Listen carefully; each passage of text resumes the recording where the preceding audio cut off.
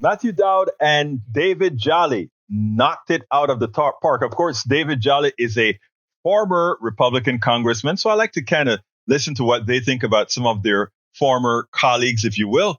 But anyhow, he gave an interesting assessment of what it means if somehow Jim Jordan became the new Speaker of the House. Well, after today's vote, it seems like it's not going to happen. We hope that remains the case. And then Matthew Dowd had an interesting way of putting it about it not being shocking if for some reason Jim Jordan was to get through, because he is, in fact, the instantiation of the Republican Party. I want to listen to how this little conversation, because I think it really articulates some of the things that we've been saying about the party proper. Check this out. We'll take it on the other side. Maybe I'm speaking for those everyday Americans that like their elected officials to actually get something done. In Jim Jordan's 15 years in Congress, not a single one of his bills has been signed into law. Why would this man be chosen for the most important role in Congress? Well, if you think about it, he's actually today's perfect representation of the GOP. He hasn't accomplished anything in office. He's been credibly accused of covering up a sex scandal, and he's been instrumental as part of an insurrection. So he's almost the perfect GOP candidate for this. This, to me, putting Jim Jordan in charge of the speakership, it would be like a football team, an NFL team saying, we're going to have a starting quarterback who's never completed a pass and who doesn't believe in the rules of the game. That's who we're going to make our starting quarterback in this case. It makes no sense except in today's GOP. But in today's GOP, he seems to be the perfect character that fits with all those attributes. Well, let's talk about a woman who was the opposite of a perfect character for today's GOP, Liz Cheney. And I want to share what she said about Jordan's speaker bid. Jim Jordan knew more about what Donald Trump had planned for January 6th than any other member of the House of Representatives. And if the Republicans decide that Jim Jordan should be the Speaker of the House, there would no longer be any possible way to argue that a group of elected Republicans could be counted on to defend the Constitution. David, Jim Jordan is an election denier. He does not accept Joe Biden as our rightful, lawful president. We have to keep reminding our audience just how much this man was involved in January 6th. What's your reaction to that? Yeah, Stephanie, this is the very serious part of Jim Jordan being on the cusp of winning. First of all, if Jim Jordan were to become Speaker, it represents Donald Trump's complete takeover of the House of Representatives. But I also believe this: it becomes a vehicle to steal the 2024 election.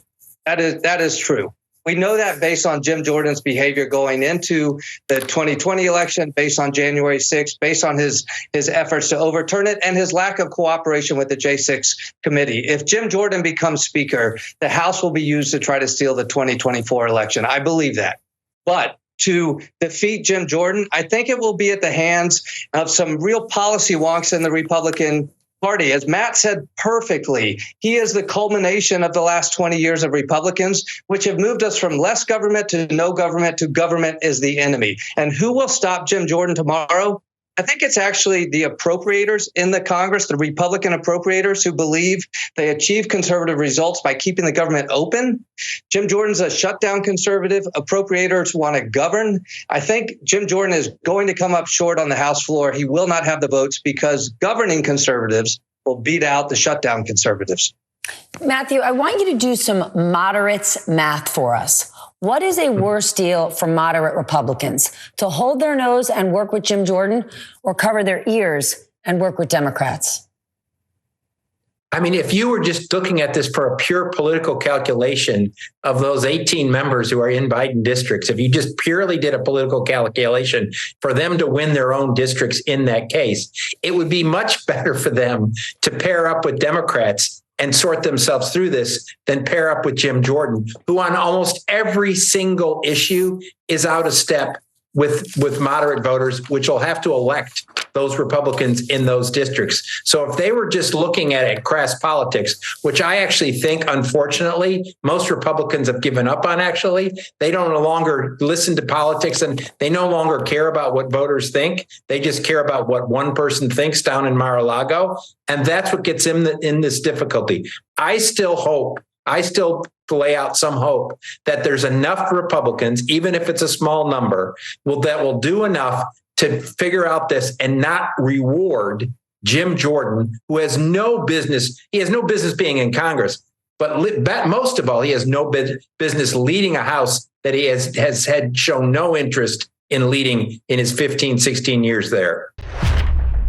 Now, is there any doubt whatsoever what we're talking about here? It's essential that folks realize that, yes, in fact, the Republican Party is now the party of Trump. The party of Trump and Jim Jordan is the stooge that would be the Trump enforcer to make sure all these Republicans stay in line to make the government completely and entirely non-functional. Amazing. That's what it's all about.